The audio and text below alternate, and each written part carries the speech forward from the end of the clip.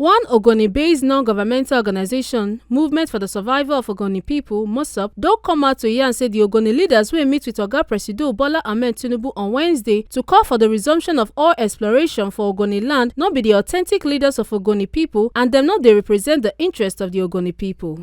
Presido of the group Olu Andawa Ogosu yarn this one for one talk session with Tori people for Port Harcourt. In contact say, our position here is that the so-called people are not the authentic leadership of Ogoni.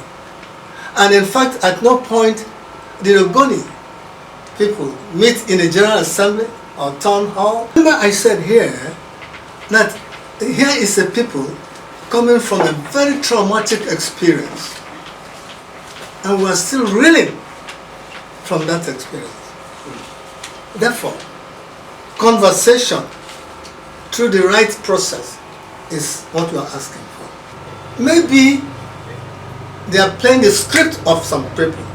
Ogoni is aware that SPDC is already divesting, but as enlightened people, we are saying that they need to consult with the right persons so that we can remind them of the regulatory processes, statutory processes that any prospective or prospecting company must go through, and that has not been followed. They never had the mandate of the Ogoni people.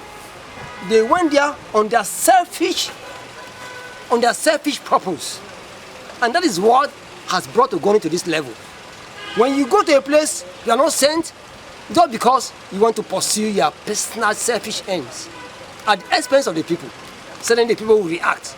As I speak with you now, Ogoni is almost on fire.